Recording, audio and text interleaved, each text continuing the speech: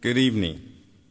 Thank you for attending the City of Pahokee's Town Hall meeting regarding housing, regarding Live Local Act and local housing agencies for Thursday, September 21, 2023. Welcome, citizens of Pahokee, our elected officials, and staff, and any I don't see any other dignitaries in the crowd here at this time. Next up will be Vice Mayor Claire Mervin giving the greetings, and the moderator for this evening will be Carl Morrison Sr. Vice Mayor.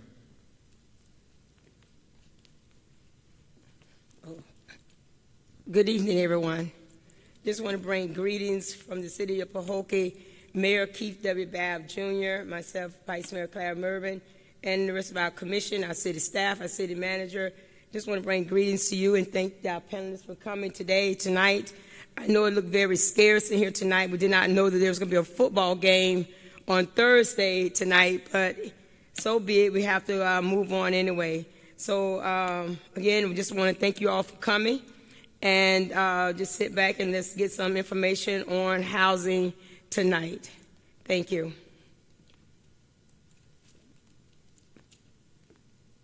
Mr. Morrison for opening prayer and pledge allegiance.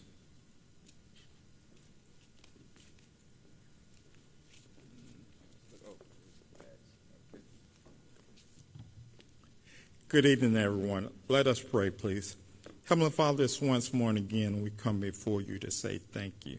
Father, we thank you for this opportunity where we can find out in reference to housing for this area. And we want to thank you, Heavenly Father, for watching over those who came out to be on this panel to inform us with information that we can use for first-time home buyers whose dream can become a reality with this information that they receive.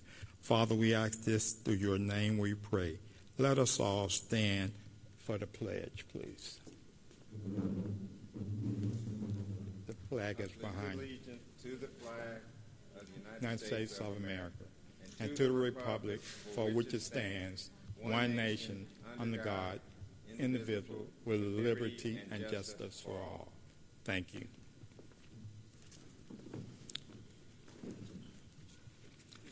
Now at this time, we will have the panel to introduce themselves, and we'll go from there, starting with you, sir. Get the mic, please. Good evening, everyone. My name is Kamal Ahmed. I represent Moon Realty. I will be talking about the affordable housing for this community. I myself is an entrepreneur and philanthropist. I have a school with 65 children. I feed them, educate them in my home. I come from Bangladesh. The school is over there. But I felt I came to this country and I built myself what I am today, and I need to give back to the community where I live. And when Mr. Lucas asked me to come, I felt proud. I felt good to come here. So we'll be talking about it in a little bit. Right? Thank you. Good afternoon, everyone, and thank you for coming. My name is Linda Charles. I am the Vice President of Housing at Community Partners of South Florida. Our headquarters is in Riviera Beach, but I don't know, many of you may know of the bridges. So we manage 2 bridges in the Greater Glades, one in Pahokee and one in Belglade. I know many of you may have known the directors of the bridges. They are our partners on the ground, and we provide financial literacy services, homebuyers counseling, education for the community. We are the community connector. That's what we call ourselves. We connect people, but we also provide direct services, and we are also a nonprofit developer where we do housing development, single family, and hopefully we're getting into multifamily. So tonight we'll be talking about what CPSLFL, Community Partners of South Florida, do, and who do we partner with, and how can we collaborate with the city to provide housing that is so much needed and the other service that we provide. Community Partners have 3 service areas. Housing is one of them. We do behavioral health as well as community services, which is the mainstay of the bridges. Thank you. Thank you. So good evening, everyone. My name is Danielle Iverson. I'm the Director of Government and Community Affairs with Habitat for Humanity of Greater Palm Beach County. We serve the entire county, and currently we are building 3 homes in Pahokee. We're also building in South Bay and Belglade. So I look forward to speaking with you tonight. I know that my panelists here, gave a little bit about Habitat, but I am doing a presentation, and I will go in depth a little bit more there. Thank you. We want to thank the panelists for introducing themselves. And we have one that was not able to attend because of illness, and that was Mr. Ed Chase.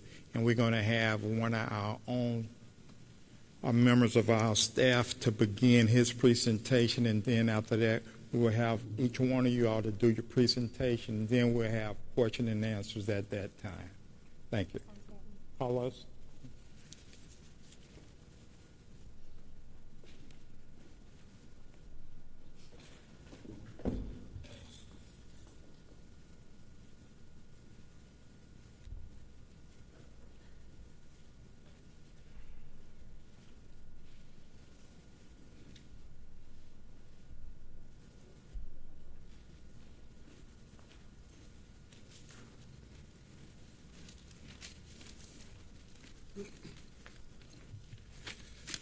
Good evening, everyone. My name is Carlos Manguel. I'm the operations manager for the city of Pahokee, and I'm going to fill in on a presentation for Mr. Ed Chase, who got ill today. I'm going to ask the panelists if I get stuck in anything, feel free to jump right in and explain it, because I haven't been able to really read up on it so I could understand what's going on. I mean, I know it, but just in case I get stuck. Okay, it's called the Live Local Act of 2023. It has various parts to it. It's a funding program. It's a property tax incentive. It's land use and zoning. There's a presentation. Oh, you have the clicker. Oh. Okay, sorry. I was supposed to give you that. I'm sorry. Okay.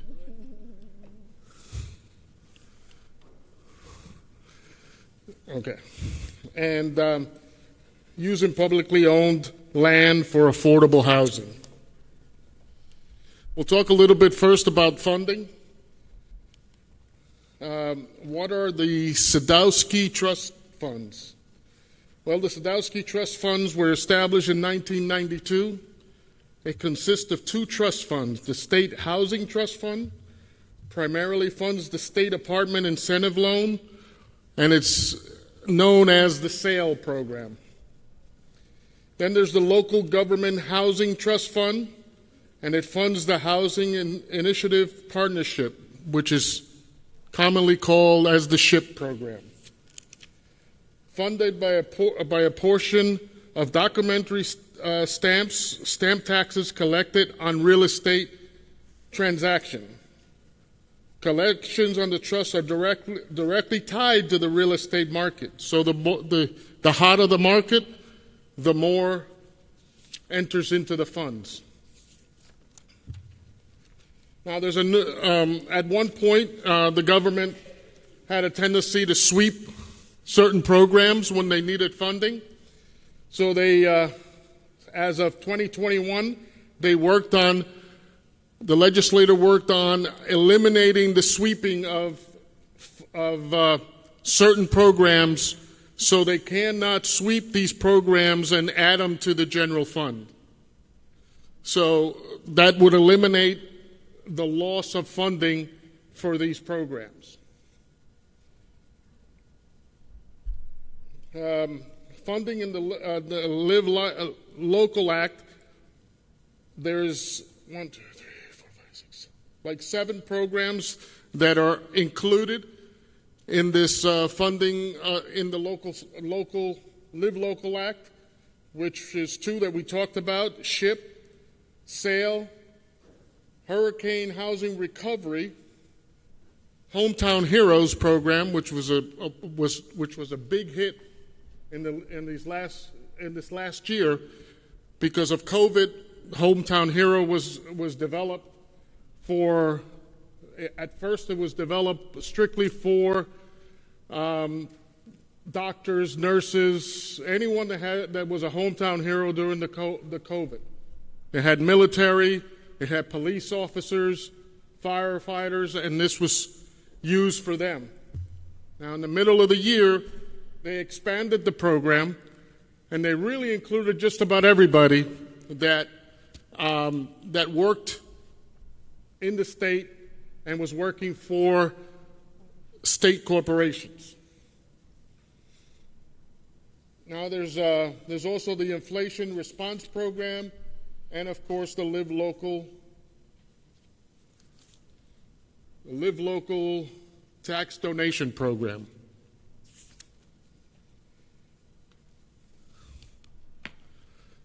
So,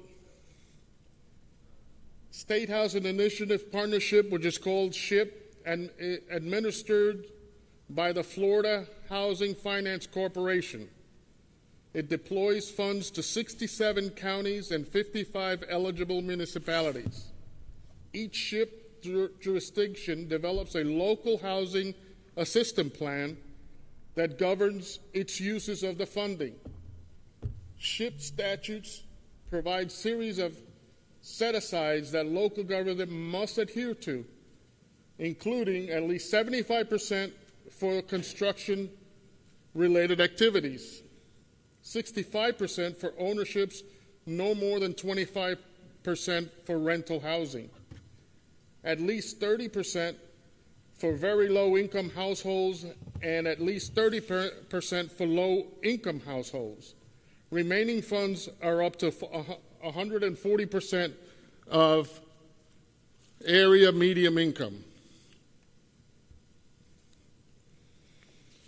No more than 10% on administrative expenses. So they can't use more than 10% of the funds to administer the program. In this next slide, these are some of the cities in our area that receive some of this funding. And it tells you more or less how much they're going to receive this coming fiscal year. Palm Beach County is going to receive a little bit over $12 million. Boca is going to receive a little bit over $1 million. Boynton Beach is going to receive $935,000. Delray is going to receive $768,000. Wellington is receiving $707,000, and West Palm Beach $1.3 million, at a total for the county of $17.3 million.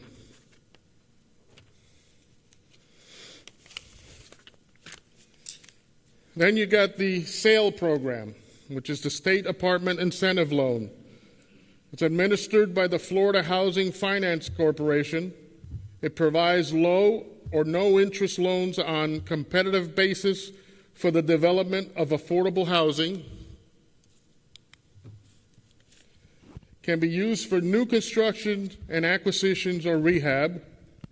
Generally can only serve households at or below 60% of the area median income, except for in the Keys.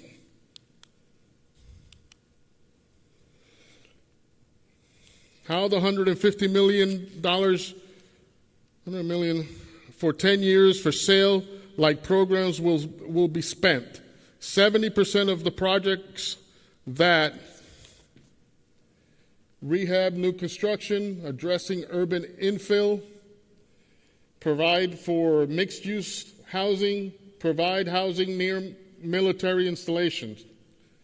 30% of the project funds will be used for leased public lands, address needs of adult aging out of the foster care, meet needs for elderly persons, and provide housing in the areas of rural opportunities.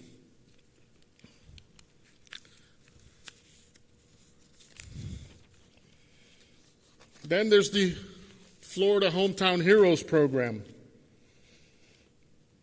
Live Local Act codifies the Hometown Heroes program in state statute at State Statute 420.5096 and funds it at $100 million for the fiscal year of 23-24. Provides down payment and closing cost assistance to eligible first-time homebuyers. Eligibility criteria for applicants: income not to exceed 150% of the state median income or local median income, whichever is greater. Must be a Florida resident and employed full-time, which is 35 hours or more a week, by a Florida-based employer.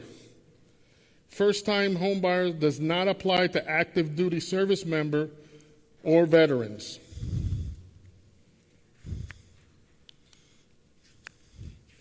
Next, we'll talk about the property tax incentives.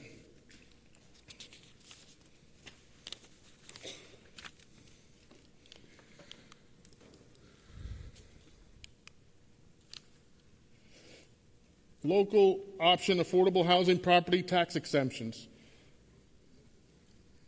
Authorizes local governments to provide property tax exemptions for specified affordable housing developments.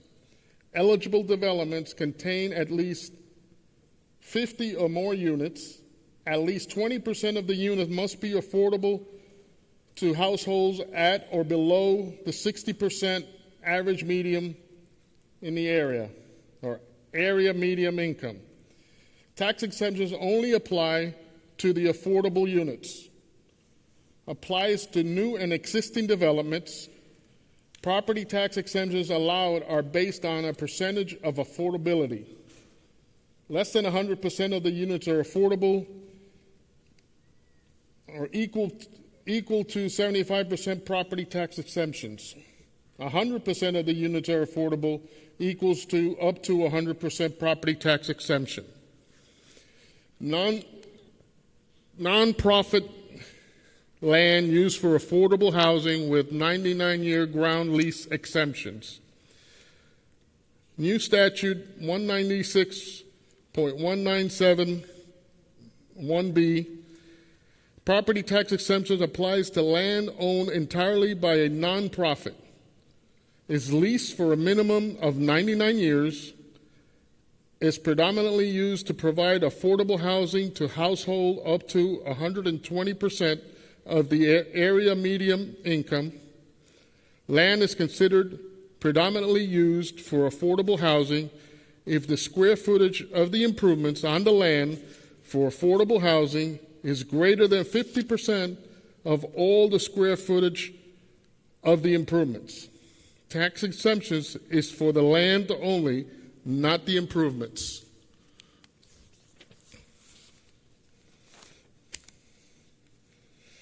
Missing middle property tax exemptions.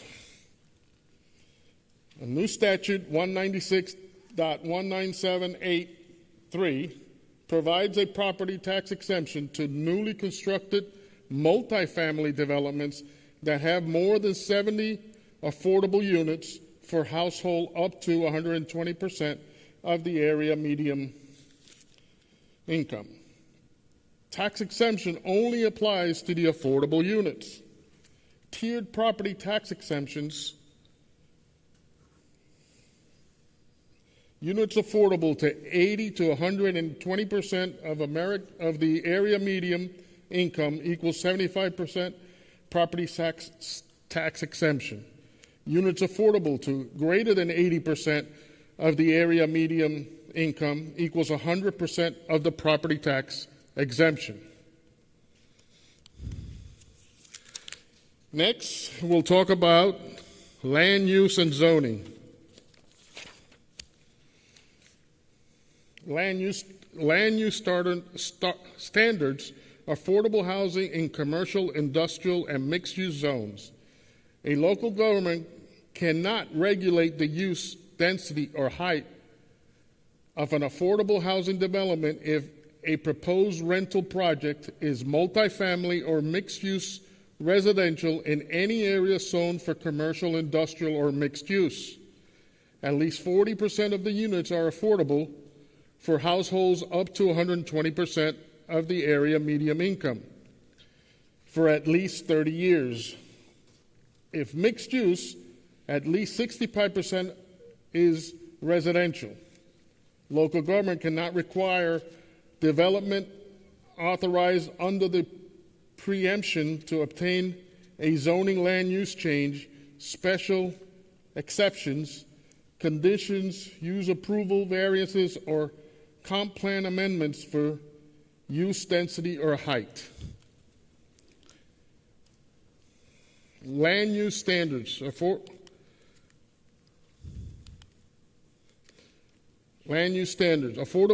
housing in commercial, industrial, and mixed-use zones. Affordable housing developments allowed under the preemption are entitled to affordable housing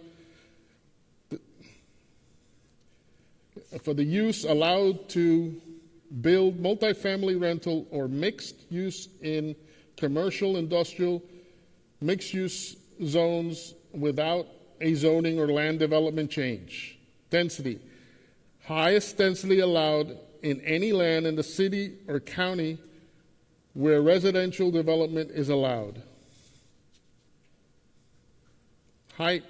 Highest current allowed height for a command or for commercial or industrial development within a mile of the proposed development, or 3 stories, whichever is higher.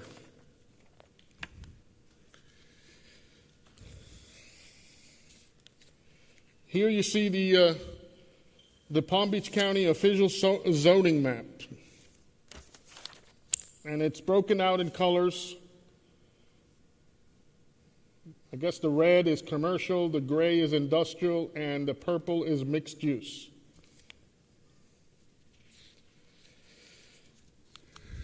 Lastly, we'll talk about using publicly owned land for affordable housing. Using publicly owned land for affordable housing. Background requires every city and county at least every 3 years to identify publicly owned lands that are appropriate for the use of affordable housing. Lands identified as appropriate for affordable housing are to be placed on an affordable housing inventory list. Lands placed on the inventory list may be used for affordable housing purposes. Caveats. Publicly owned land does not have to be on this inventory list to be used for affordable housing. Goal of the statute is transparency, accountability, with the spirit of using more publicly owned land for affordable housing. Thank you. So if I can just make a couple comments, Carlos, I think you did a great job. Listen, the Live Local Act is not easy. So just by show of hands in the audience, who owns a home here? Who rents, who owns? Okay. So this Live Local Act came out of Tallahassee. This was a big deal last legislative session. So people like Ed Chase, I do government relations, we kind of live, breathe, and eat this stuff. But if you're not plugged into it, a lot of this may not make sense, but it's important to pay attention to, right? So when Carlos talked about the Hometown Heroes Act, it's down payment assistance, it's closing costs. So that's something to be aware of too, right? So like he said, before it was just for like first responders, but then they opened it up to everybody's a hometown hero if you're employed by a Florida employer. So that's something that I would pay attention to, like what at a level that you can take advantage of. Some of the things they're talking about: funding, property tax incentives, land use and zoning. we're nonprofits. There are some developers. They're really honing in on this. But if you're looking to purchase, if you're renting right now, it's important that you know about it. It's really important that you talk to your city commission about it, because really SB 102 is something that the commission can look into to improving affordable housing in the area. So that's something that I would pay attention to for the audience.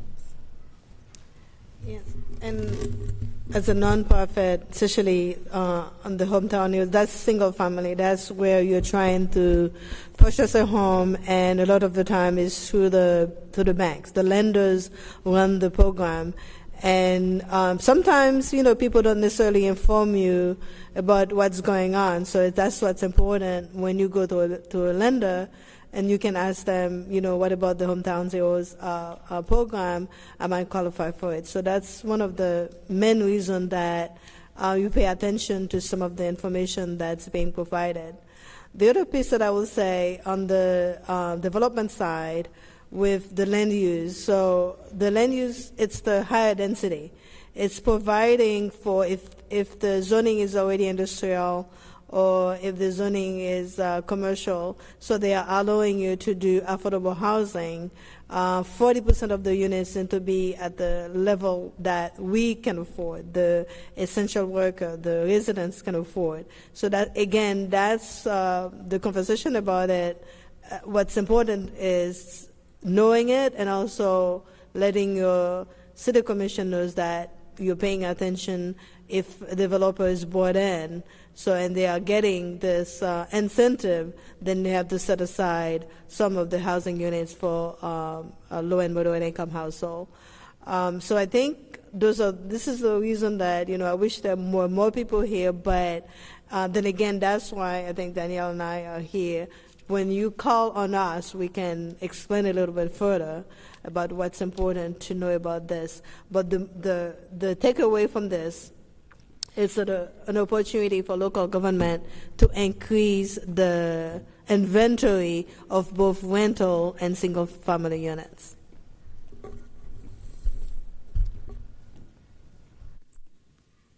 Anyone else?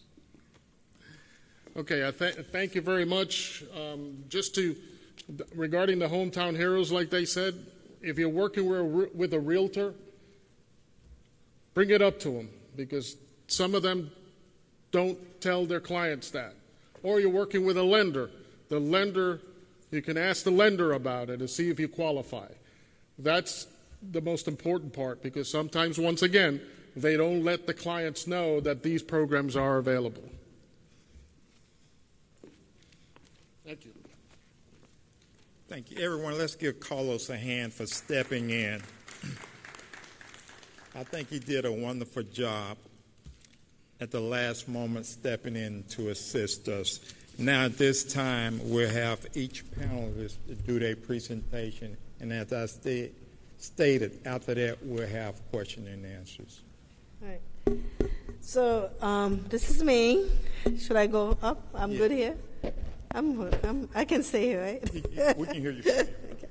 So again, my name is Linda Charles, and I work for Community Partners of South Florida. And so we have two pictures here that shows some of the stuff that we do. And one of them was a groundbreaking for a house in Riviera Beach. So we facilitated the process for a client that was at 80% and below. This particular person worked with us and worked with the city of Riviera Beach with a for-profit developer to get them in a home. So at the end of the day, she got the down payment assistance from Palm Beach County. She got some help out of our program because we run a home buyers club, and she was a member of the home buyers club, and we provided some funding for her as a match saving, and she got some funding from the city of Riviera Beach. Am I pointing? Oh, this one? This one? Okay. Okay. So I'm not going to read our mission statement and vision statement. So really, that's our mission is really to change the odds for community, for children and family living in our communities, and we do that by investing in people, places, and systems. And I want to just talk about a little bit about what we say about investing in people, places, and systems. And again, this is, so we commend the city for even having the town hall meeting. That's what we call investing in people. So when we go and work in the city or we work with community when we are doing a project, part of what we like is engaging the community. We don't go into community by not listening to you. So we listen to what the needs are, and we try to accommodate.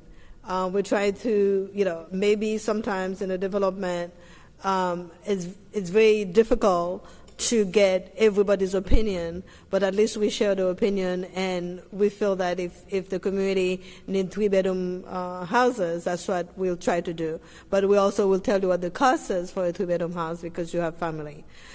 So that's what it is, mean invest in people, places, and system. We engage the residents. We support them in making the decision. We even run a leadership a session for our residents. And places, we do business in the community that we work with. For example, one of the projects that we're working in Pahokee is a partnership with a church, St. Mark Episcopal Church, where they are redeveloping their church. Is 1020 East Main Street. I couldn't tell you what direction to go, but I've been there many times. We are working with the church where they are redeveloping the church in a community center, and our Bridges of Pahokee is going to be there to serve their clientele. So that's one of the things that CP South Florida is doing in Pahokee, and we hope to do more. And system, it's when we hope to equip people with tools to advance economically. So again, part of the system change is having a meeting. For example, the city didn't have their meeting at 11 o'clock in the morning. They have it at 6 o'clock, and that's important. Important because that's when you can attend. So when we go to cities or counties or to meeting, and if they are not doing that, that's where we advocate for people that we work with. Because we will tell the city or the county, you cannot have a meeting at 11 o'clock because nobody is going to show up. So that's where we try to have work alongside the residents to have some changing in the system. So that's what we believe in. We invest in people, places, and system in order to truly create growth and sustainability in our communities. So this is our office is really in Riviera Beach, but we have, I think we have offices in different areas, including Pahokee and Belgrade with the bridges. One of my program, because I oversee the housing department, our financial literacy program, our workforce development program is housed at the bridges. So you will always find someone from CPSFL to talk to all our programs. So our programs consist of housing, that's what I oversee. We have 6 programs under the homeownership, under the housing program. We have homeownership counseling and education. We are state licensed lender. CP South Florida is a corresponding lender for Bank United. And I'm mentioning that because that is important, because that's a flexible program that can help you access your first mortgage, when you're trying to purchase a house. Another thing that the lending department has as well is a small down payment assistance that we provide up to $5,000. That's our own money. We leverage with the county dollars. And we also have a mass saving program. So there are some resources, small, but there are some resources that we have internally that we can share with people. I wanted to share that with you all. And then we do supportive housing. Our supportive housing is for people with special needs. They are diagnosed, a lot of these individuals are diagnosed with a mental health illness. So we have housing for them, and we provide case management for them as well. And we have the financial literacy, and we also development. But besides what I oversee, we have behavioral health, where we have about 80 therapists in the community that provide therapy services and psychiatric services for children. That's one of the largest, that is the largest part of the CPSFL. And of course, we have the community services we have mentoring, Safe Kids, and the program that most of you know is probably the Bridges. And during tax season, the housing department provide volunteer-free tax services for the resident of Belglade, and now we're really trying very hard to bring it to Pahokee this year. You know, I even applied for a grant, and Cynthia will love that. Well, she's a former director. But when we do the voluntary free taxes, we gain more clients for our housing program. So I look forward to be able to provide that. So the next thing that we'll talk about, so we also, besides the supported services that we provide, which include the housing, education, pre-purchase, access to down payment assistance, we are expert in liaising between the first mortgage lender and the county to provide the down payment assistance. And I'm saying again, we're expert in that because the housing counselor, they are HUD certified counseling, they provide the education, but they accompany you or work alongside you to get the subsidy that the county have. So part of what under the Live Local Act that Carlos talked about is a SHIP program, State Housing Incentive Program. They are providing the largest part of funding for down payment assistance for people who are trying to purchase their house. They provide up to $100,000, you know, into this program. And I'm actually a member of the Commission on Affordable Housing, where the policies are being made when you're trying to disperse the funds. So. But it only can do it for about 50 people, 100, you know, no more than 100 people a year. So that's what is important for the city to collaborate with the county and with nonprofit to truly increase the inventory for both residential rentals and single family. And part of what we do, besides providing those supported services, besides connecting people to resources to purchase or to access decent, affordable rentals, we are also a nonprofit developer. And that's what some of our projects is. We are currently develop a community land trust project in partnership with the community land trust of Palm Beach County and Treasure Coast. It's a 20-unit for-sale townhouse project. The good thing about the CLT is the affordability is at perpetuity.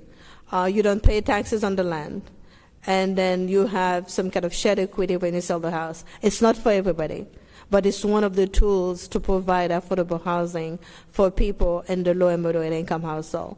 Not everybody likes it, but it's one of the tools. And as you see in the Live Local Act, they talked about having the 99-year lease for affordability. You know, the importance of having affordability for this project is our wages doesn't increase at the same pace as the real estate. So we still in Florida, we still have $15 wages. But to rent a 2-bedroom, 2-bath in the East Coast or even sometimes on the West Coast, you need to make about $25 an hour. So affordable housing cannot be addressed just by adding inventory. It needs to be addressed by also bringing employers that pay people more money in Palm Beach County. So I'm one of the advocates that says, you know, you cannot pay people $15 an hour and expect them to pay $2,500 for apartments. So when we are looking at those, and that's what CP is, what we are. We're a comprehensive community development. We look at all those aspects. Workforce development, because we're one of the agencies that does the workforce development program of the county.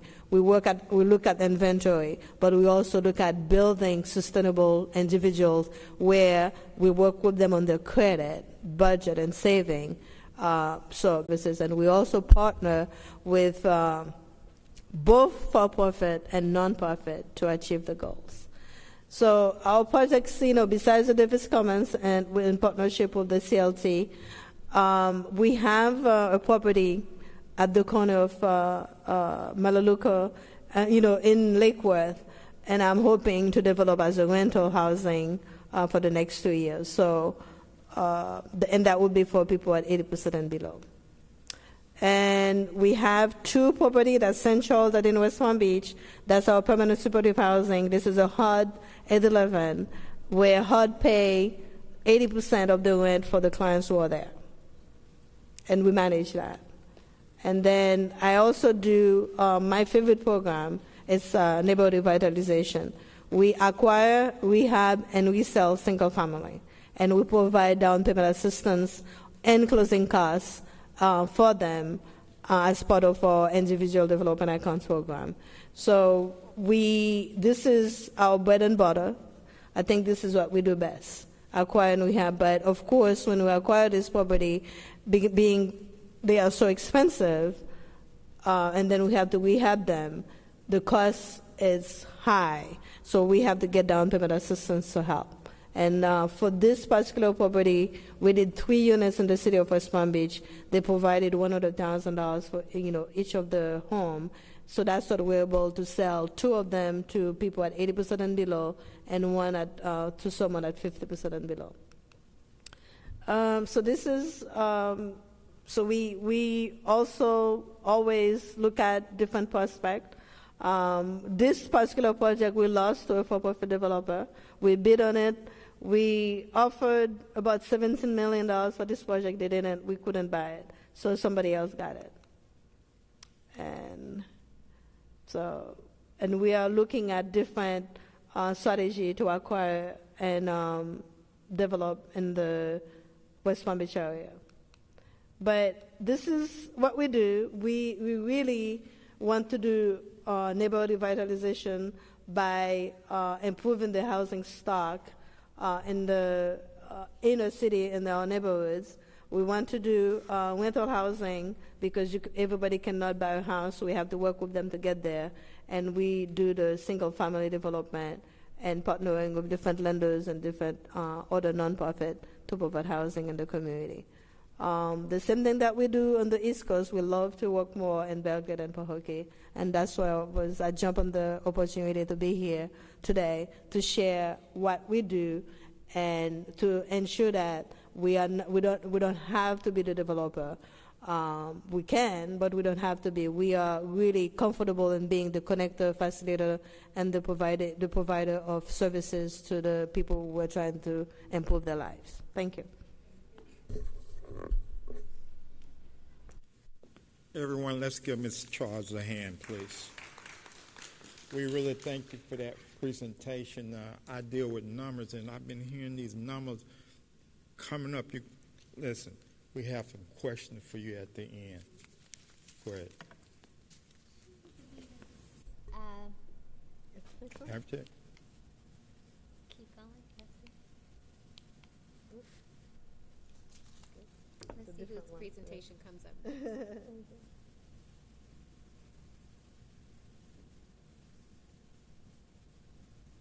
Is it stopped?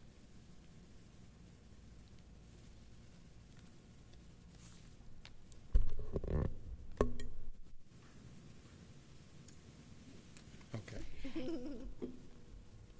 Wonder. Let's see.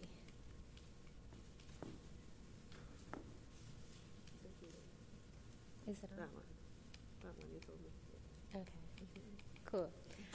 Okay, so good evening, everyone. Again, I'm Danielle Iverson, Director of Government Affairs with Habitat for Humanity. So our mission is seeking to put God's love into action. Habitat for Humanity brings people together to build homes, communities, and hope. Our vision is a world where everyone has a decent place to live. This is actually one of our future homeowners, Craig and his daughter. They're at their groundbreaking. I'm just going to be very brief. Who is familiar with Habitat for Humanity? By show of hands. Few people. Okay, for the most part, that's awesome. We appreciate, being able to come out. Thank you so much for the invitation. And just talk about the work that we do. This is actually a home drawn through the eyes of a Habitat child. So some of the things that we do, we just like to ask the children to envision what you think your home would look like. So I'm going to actually go through a few slides. I just want to get to this one because I think most people have a question about our home ownership program, right? I can go into depth about our program, but like I said, most people really want to know what does it take to be a Habitat homeowner. So we have a few criteria. One is to demonstrate the need for housing. So a lot of our families, our partner families, may come from unsustainable environment. Maybe it's crowded, maybe it's too expensive, right? So that's one. Another one is demonstrating the need to partner with us. So basically with Habitat, you are building your home and the homes of others. So you're giving about 300 to 400 hours of your time in addition to the work that you already do to, like I said, help build a home, come out and help clean up a neighborhood. So it's really an investment, not only into your home, but to others. So the work that we do, we have a lot of volunteers and donors who will come out and build alongside of you. They want to see that our families are putting just as much work into building their home as that volunteer or that donor does, right? So we also have volunteer opportunities through our restores. And as to Linda's point too, some of our partnership hours include classes on financial literacy. Do you have a will? Are you, understanding what a trust is? So I think a lot of the community partners do some of the same work, just making sure that our families have that kind of financial background as well. Another thing is the willingness to pay back, or the ability to pay back a interest-free 30-year mortgage, right? So we just want to make sure that through your finances, you have that ability to do that. One of the things that's really interesting about Habitat is we do serve 30 to 80%. And I think just piggybacking on what you were saying too, it's expensive to live in Palm Beach County. It's not just expensive at, I would say, people making a little bit less. It's all the way up. People are finding it very hard to live in this county, right? So we want to make sure that, when we look at a certain income level, you don't have to be discounted. We all know that owning a home is a way to have generational wealth. So we don't want to make sure that anybody's excluded to say, okay, maybe you qualify for a housing voucher. Trying to get a voucher for a house is very difficult too. So let's make sure that we're able to really work with families to have that. I know, you mentioned that dream of affordable home ownership. And just by show of hands, do people know what we mean by affordable housing? Do people know that? I know you know it, right? But a lot of times people don't know. Those things are just thrown out. So it means that you're not paying more than 30% of your monthly income on housing. And if you are, you're spending too much according to HUD standards, right? So if you're spending more than 50%, your cost burden, that means that you can't do other certain things. Maybe you can't put your kids into sports. Maybe you can't afford that medicine, right? So we want to make sure that we're partnering with families and keeping it right at that affordability level. One of the things, and I'm happy to talk offline if anybody's interested, is, we can go into a little bit more detail about what it takes to be a homeowner, but we're doing work here in the Glades. We've been meeting with, of course, your city commissioner, city manager. We met with the mayor. We're meeting with Belglade. We're meeting with South Bay. We do have properties here, right? And if you listen to the conversations, there are plans for the Glades. If you listen to some of the big business people, I think it's the Business Development Board, they were just saying that they had a $1 billion company who's coming out there. They wouldn't name it, but there's plans here, right? And this is a beautiful community. I know people want to be able to stay where they grew up. One of the things that we're looking to do is eventually, and like Linda, you mentioned this too, is the community partnership. I don't live out here. So it's not for me to come here and be like, oh, this is what should be. It's that kind of community input. What do you want your community to look like? One of our visions, and wherever we go, we've been very lucky to work throughout the county and have land donated to us through cities, CRAs, so it's kind of scattered. We have a lot here, we have a lot there, a lot here. We want to build a community, right? So it's maybe we have 50 homes, and it doesn't have to be single family. It could be townhomes. It could be something different, but it gives you that ability just to create something that's not just scattered, right, with different income levels. They say the zip code is king. Where you grow up, your zip code dictates pretty much what you have access to. So there are a few things, and I'll be brief. Some of the things that we run up against is this whole idea of not in my backyard. In some of the communities, they don't want affordable housing, or they don't want workforce housing. And the truth of the matter is, some of the people who have workforce incomes, they have very high incomes, and they still can't find a place to be. So those are some of the things that we run up against with Habitat. Again, land. Again, we're going to just continue the conversations in the Glades. We want to do the work. There are some challenges. I was just sharing that, the muck, beautiful, but there are a lot of costs associated with that. So one of the things that we're doing right now is talking to the state to see, like, you know, if we do projects out here, how can we get funded? You know, whether it's through state appropriations, whether it's through federal. So there are so many things that go into this program, but ultimately it goes back to the family. Like, we want to make sure that we are partnering with families who are serious. I appreciate the fact that you are here, right? You're taking like the first step, just getting this information.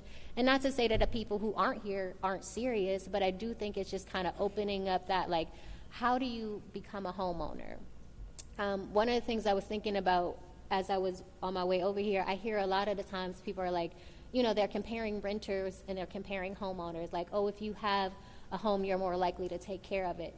I get that, but I think, like, not even putting any kind of separation between a renter and a homeowner. People want to be in a place that they care about. And if you're in a renting situation and you have the aspiration to be a homeowner, I just want to end that conversation as like, you know, renters don't care as much. Yeah, they care. You know, people care about where they live. So I say all that to say I'm not going to go through this complete slideshow, because I think you just have to understand, like, why this stuff is important to you. Getting back to live local, as you said before, it's the hometown heroes. Really just finding out, like, why all of this housing stuff matters to you. Like, regardless of all the noise in Tallahassee, I'll tell you, for that Live Local Act, they're all patting themselves on the back up in Tallahassee, like, yeah, we did something on affordable housing, but if it's not translating down to the people who it really helps, then it's just noise, right? So I would encourage your city commission,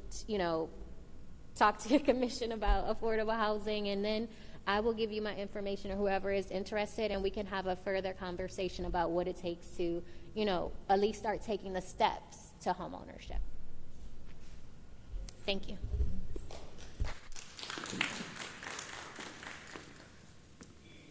Thank you. We appreciate it. Now the man of the hour.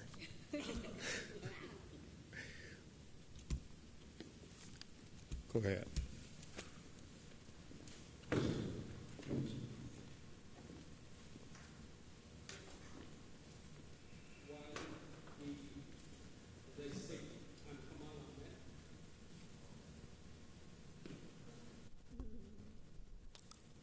I am Kamal Ahmed. As a business owner, I am a landlord. And I hear from my tenants how high the rent is in Florida. When I end of the year, I ask them for increase of rent. I see the pain in their eyes. Sometimes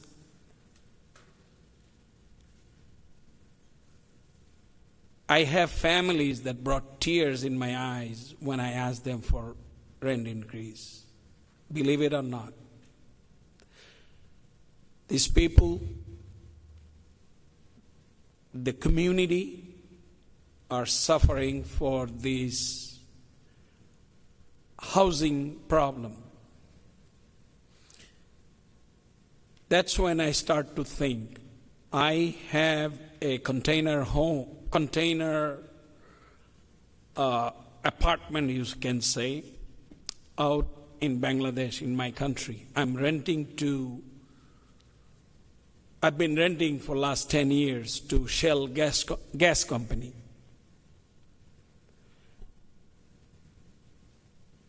They are as good as your home, our home. Why don't I bring this idea here? Many companies are doing it.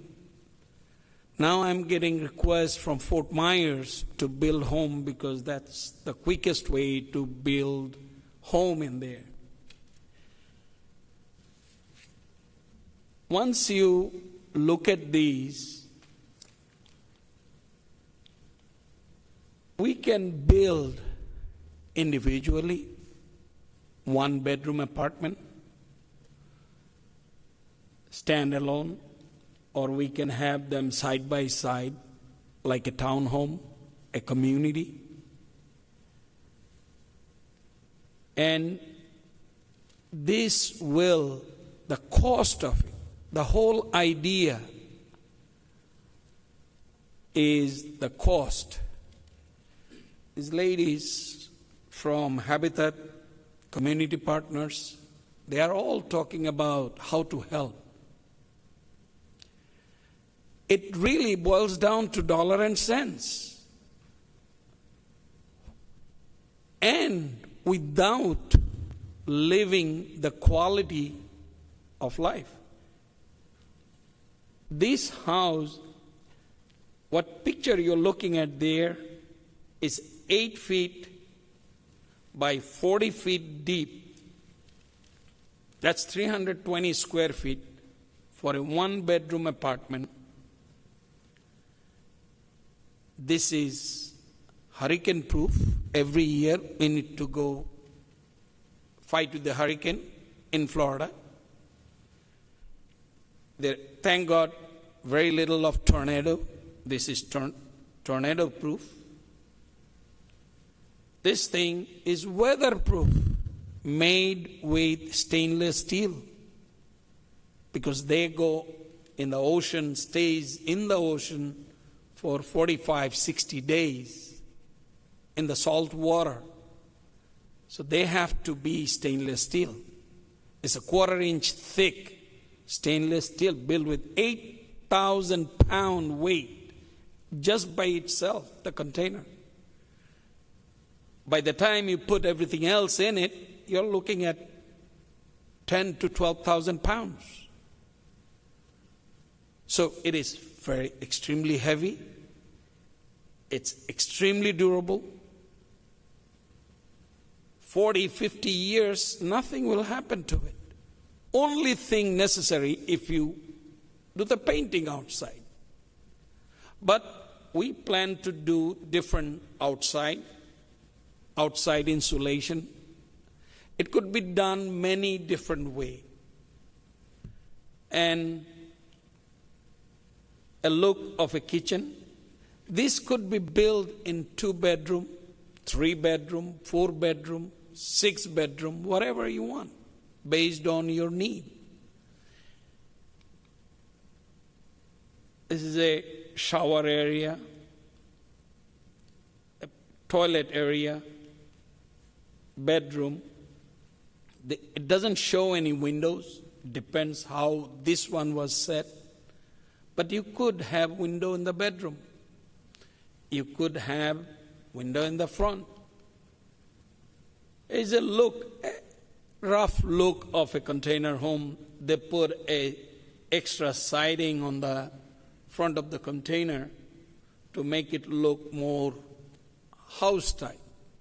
If you go see houses, other countries, where they're brick houses with just straight up bricks, there's not too much to it. But you can build a bigger home. The time to build this is half is understatement. Less. You bring it in, drop it, you have a base, foundation, everything done. You could drop it on the ground, or you could drop it on a slab. You could build it 3 stories, 6 stories high. These containers can hold 367,000 pounds. You can stack one top of the other. So these are strong as anything. These are durable as anything. And the cost. At the beginning of it, I just put a number. House, 70,000 or less, under 70,000. People are selling these things for $85,000, $90,000, $100,000, depends on quality of inside what you put in. But in reality, 70,000 is a lot of money for this container. It could be done even less. If you do take 2 containers, 140,000, where are you going to find a 2-bedroom house for $140,000? Nowhere. That's 600 square feet, $250 a square feet. You're talking already 200 something, somewhat thousand. It's half the cost. So with the help of Habitat, community partners, if they are helping you to acquire the mortgage, find the money, building this, I am not a contractor to make money. I'm not in this to make money. I am in this to create something so where people can have what they deserve. Share our knowledge. By sharing our knowledge and wisdom, we can bring them a good home. I've been to containers. They are so nice. I was surprised when I was talking to an organization, another charity organization, that my only concern is ceiling is only 9 feet high. I didn't realize the house I live in has only 9 feet high ceiling. And these will have 9 feet 6 inches ceiling, because I plan to use 40-foot high cube. That's what they call it. 40-foot high cube is 9 feet 6. Yes. Do you have a question?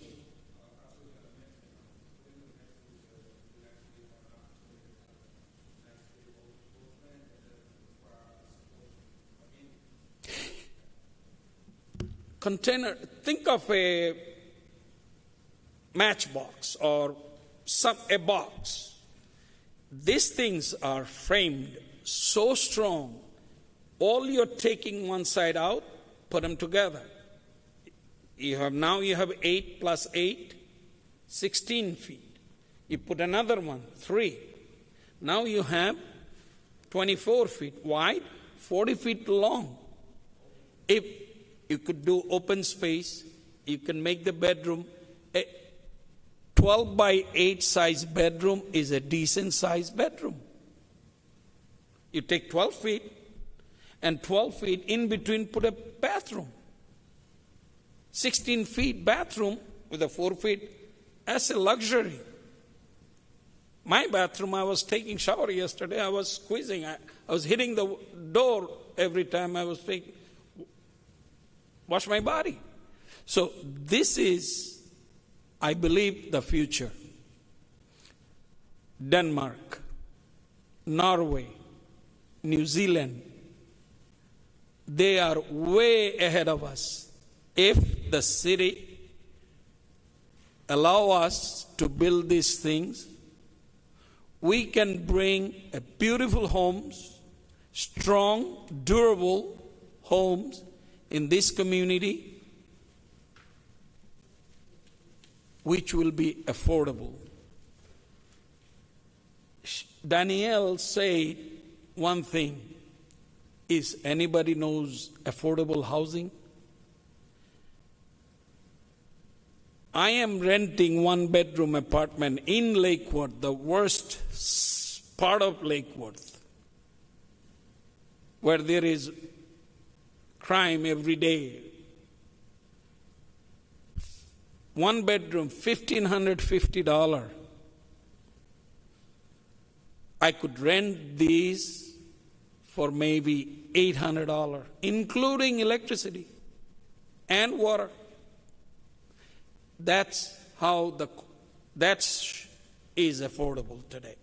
With a $15, $12 an hour, that is affordable. If you can get the loan with a 0 interest rate, you will pay less than any rent you are paying. That's all I would like to share. If you need any other information, my phone number is there. You can call me. And I'd love to hear from anyone who is interested. And I thank you, Mr. Lucas and Ms. Jonjelin. If I said your name right, I'm sorry. I make mistakes, so forgive me. Thank you. Let's give all the panelists a hand, please.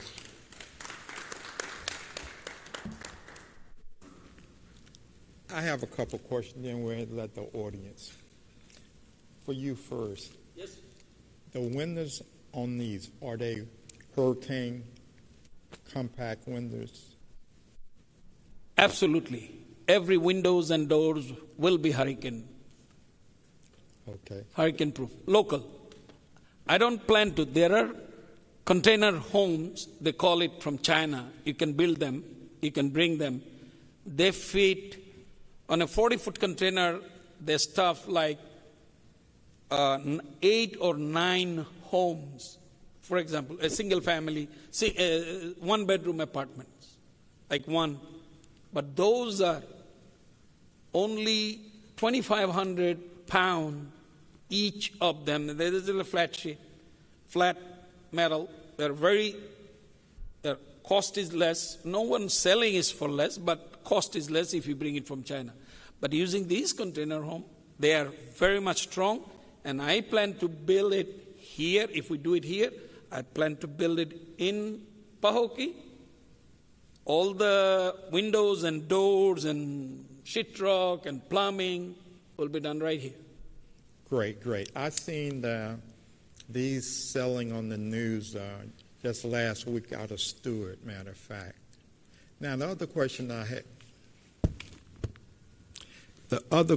I had, you were making references for their programs. Do you all know at this time as far as whether your programs will allow homes like that to be financed? Or is it something you might have to look into? I would say it's something I would have to look into. I've never really heard about container homes until then. I think it's very innovative. I love the fact that you're referencing that other countries are doing it, but I don't have enough information to be able to, answer your question there. Thank you. I just wanted clarification because he was making reference to your programs, and I do not want the public to be misled. That's why I asked that question. Yes. I think it's been in the. I've looked at several actually. Mm-hmm. City of West Palm Beach have a couple built on 45th Street. I went inside one of them. It works, but I think again we'd have to look into it because we do. We also a state licensed lender and we correspond lending for one of the bank, but they have to approve it. So they would have to. I don't think it's something that is out of the question. As long as the community wants it, the city wants it, we can figure out how to finance it. But certainly we'd have to look into it and see if it is possible.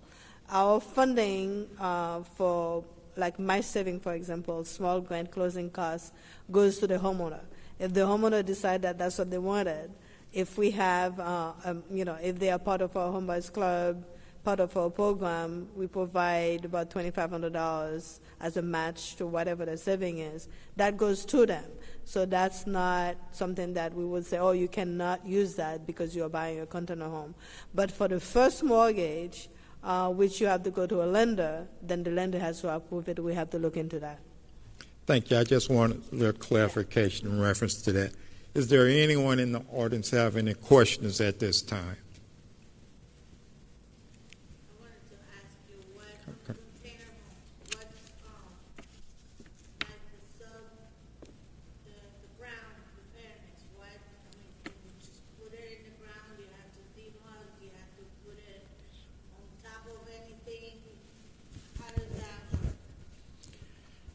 Well, these containers are built in a way that you can literally drop it anywhere. It will hold it on its own. Literally, you put 4 corners onto something, even it is a little wobbly, it works. It holds on its own. But my plan is to build a slab and drop it on the slab. If city is planning to become, say, okay, let's build a 15 one-bedroom apartments. We can drop it one top of the other, but the bottom, we put a concrete slab and bolt it down. And one top of the other, you don't need any attachment. The beauty of the whole thing is it's so heavy, so strong, you don't need any attachment. But I plan to join them with a stainless steel welding so it doesn't move.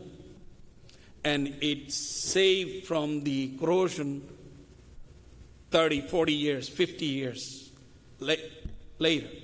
So they don't have to go inside. If it is one sit top of the other, there will be a gap. So there is no air going in and out because the bottoms, all the container bottom will be weatherproofed. We will spray with those chemicals they sell, like bottom of your car, those type of material. The reason I ask is because of the muck over here.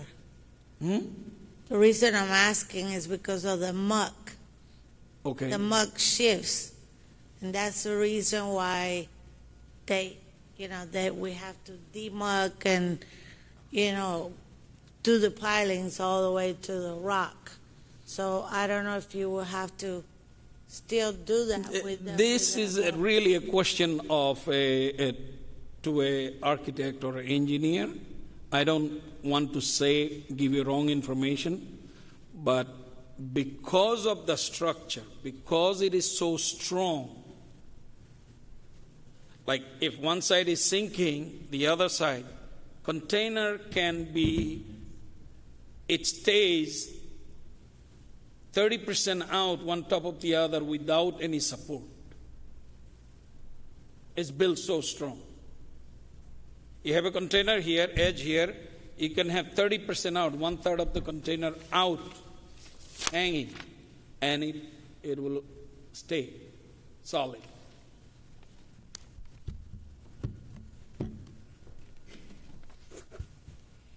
I think her concern was, which everyone in here who's familiar with the muck, it's not the fact of how strong that is. You have CBS homes out here that some hurricanes blow.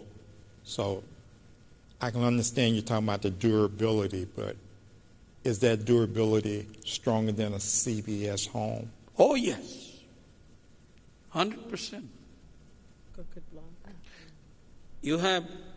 I'm facing a problem in Lake Worth. One of my buildings is a concrete block. Mm-hmm. 3 corners out of 4, 3 corners sinking, there's a crack.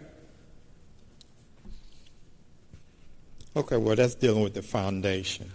Yes, but again, these questions for an engineer, I'm not that expert to answer it, and I don't want to answer it wrong. Okay. I don't want to mislead. Thank you. Now, getting back to you two. Both of y'all programs is great. We welcome to the community. Matter of fact, the past 2 weeks I've been riding around here in our community. I see a lot of lots that the county have and some that the city have. And we realize for the past 20 years in Palm Beach County, we've been lacking housing. And we know that's one of the #1 priorities. So we welcome you all in our community with open hands and open arms. And I think I'm speaking on behalf of the citizens of this community when I make that statement. But also we realize, what about if for someone want a home, have not established any credit at this point?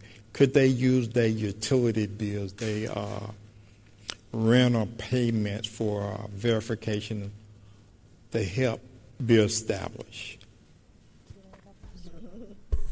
So there's a lot of people that doesn't have established credit. I think they call it alternate credit. So they use their utilities bill, they use their insurance permit and things like that to get that. But we also, because we do the credit counseling, home buyers counseling, we would advise that person maybe to do a prepaid credit card, because that would be helping with the lender that was going to do the first-time home buyer.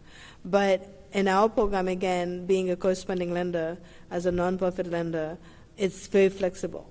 So yes, we use alternate credit to do and all the nonprofit does use, once they get to a lender, they will tell you, okay, bring me your utilities bill, your telephone bill, so they will do the average for you. But we also, if you have no credit at all because you never established credit, we will tell you, okay, this bank will fund you, but let's do prepaid credit card for $300. Let's start establish that. But that's why working with a nonprofit a few months before you actually buy a house is sort of important, I would say. What about as far as job stability? What kind of? So most banks will want 2 years of employment history. So you have to be in the same line of business for 2 years. Now, if you're a nurse at some hospital and you left, you went to another hospital, or you went to private duties, it's considered same line of business. So most banks will want to see 2 years of employment. In our program, we can ask for exception, maybe 18 months, but that's the standard, 2 years of employment to get a loan with a lender. And what about you? Thank you. So I'll echo Linda just with that 2 years of employment.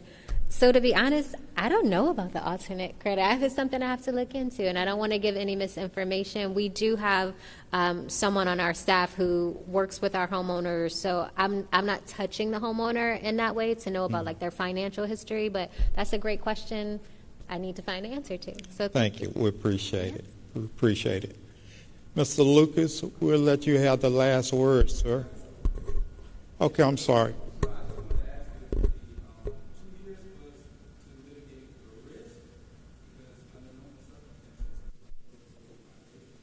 No, 2 years of employment.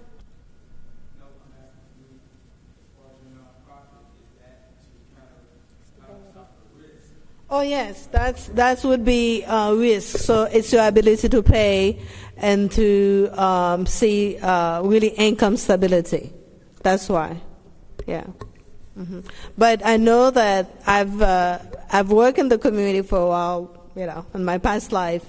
I know about the people who work in the agricultural, that they have 9 months, then 3 months. So they take your own employment.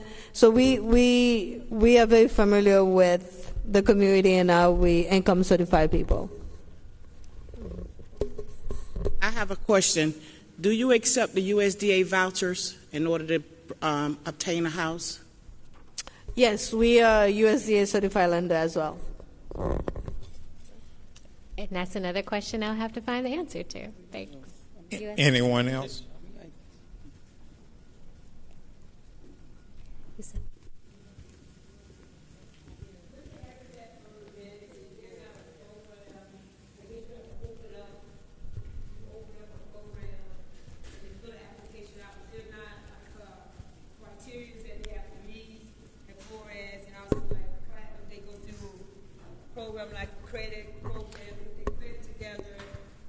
Yeah, so that's kind of similar to what I was just saying about like how to become a Habitat homeowner. So we currently don't have, our program is currently like not open in this area. We actually, if you know anyone, we're looking for like veteran housing. We have a program that's going to be, I believe it's going to be in Lake Worth, new home construction, and it's for veterans. Currently, like when we do have lots, we open up the applications. We don't have a waiting list, and it's not necessarily first come, first serve.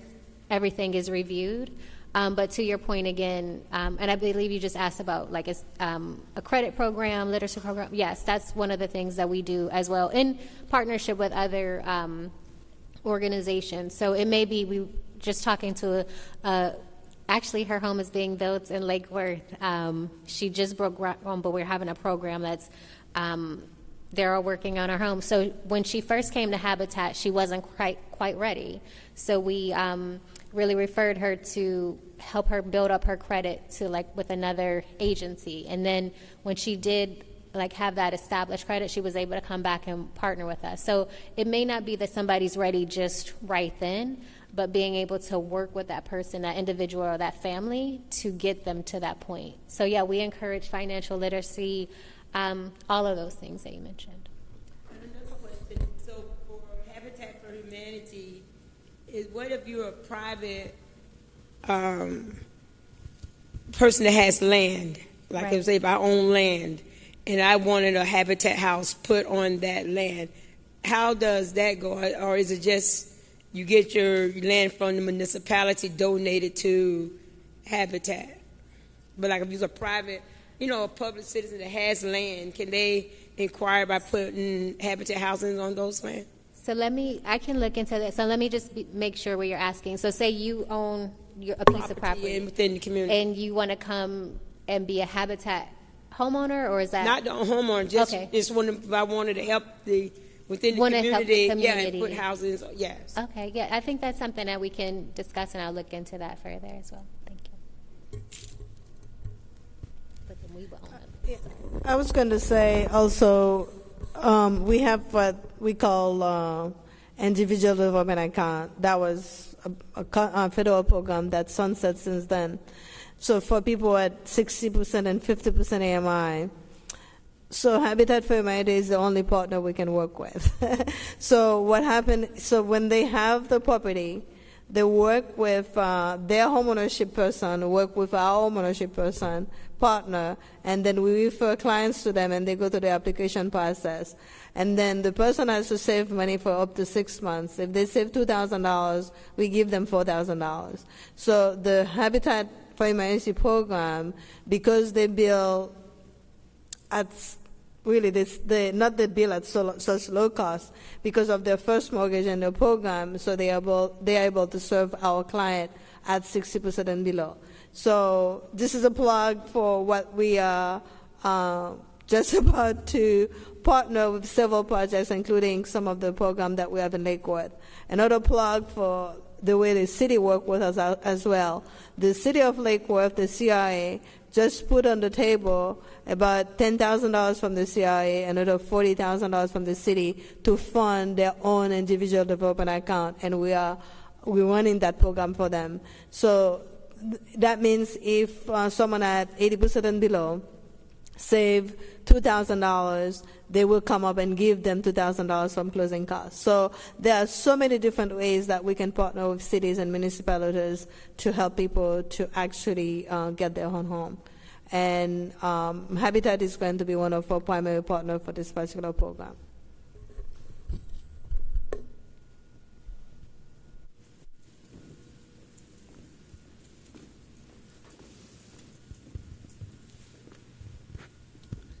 Okay, my question is for Habitat. I know that you guys are developers, and one of the things that I don't know if you've already have it established or you're in the process of doing the public-private partnership. Or maybe I shouldn't say public, nonprofit, private partnership. Do you have any idea, like, what that's going to look like? What the process is going to be as far as the individuals that are wanting to buy the homes? I don't think I'm quite understanding your question. Can you? If you have a private developer, Okay, yes. right? Yes. Or a private individual, like she was saying, landowner, and they want to partner with Habitat, Right. go together to build the development, right? Right. Okay, so what would the process be for the individual that wants to buy the home? Do you guys do like the So- financing, Yes, all that? That would be in our realm. So if I can go back to your question again, and I think, we've kind of maybe had similar conversations too. So I want to be mindful about what I'm saying. Like, what would that look like from our standpoint? Like, when we are in our program, our homeowners actually also buy the house and they actually own the land too. So a lot of the land that we get right now is donated. We are in a place to actually acquire land by purchasing, but I don't yet know what that relationship would look like. So to the Vice Mayor's point, I would say, like, what would that relationship look like? Is it a land donation, or are you actually asking us to? A land donation. Okay, yes. Sorry. So I thought you were saying, like, maybe we're purchasing the land, which is an option as well. So, yeah, so to Habitat. Oh, that's wonderful. Yes. Right. Yes. So that's something that we can definitely explore further. I'm sorry, I missed what you were saying earlier. So yes, we are able to have land donations from individuals as well too. So that that would be awesome. And to your point, Commissioner Perez, did I answer kind of your question, or where am I not filling in the gap there?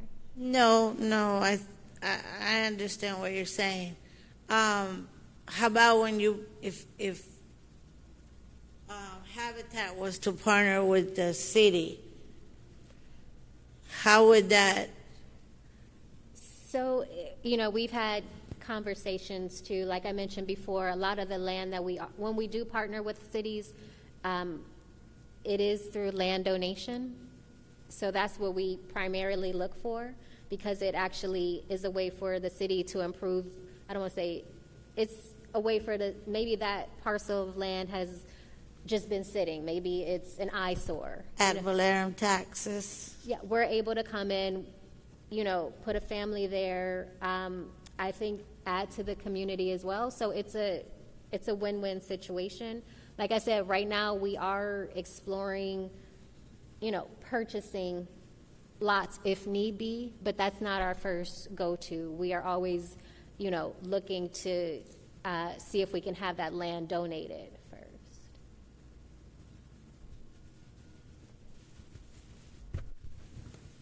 first. Well, I guess from a private side, if a person owns a lot and it's valued at $20,000, but they don't want to sell it to you, they want to partner with you in the economic endeavor of what's built on it. Have that ever been done with Habitat for Humanity? That I don't know, and I don't want to give any kind of false information. I can look into it to see if there's some kind of, I want to say no, but I'm not sure. I don't want to give any kind of false information. So it would be a joint own, I wouldn't know. I can follow up with you on that, though. Well, I appreciate everyone coming out tonight. Vice Mayor, any final words?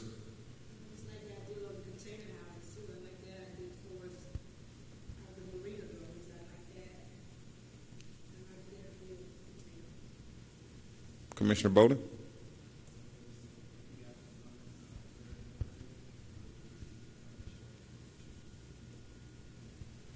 Commissioner Perez?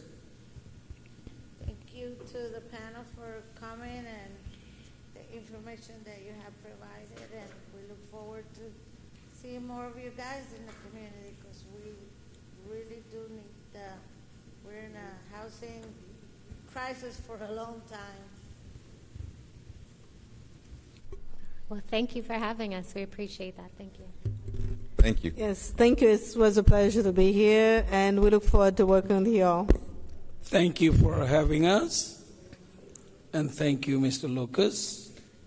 Thank you. Thank you. It was a nice presentation. Well, I appreciate everyone. Be safe going home.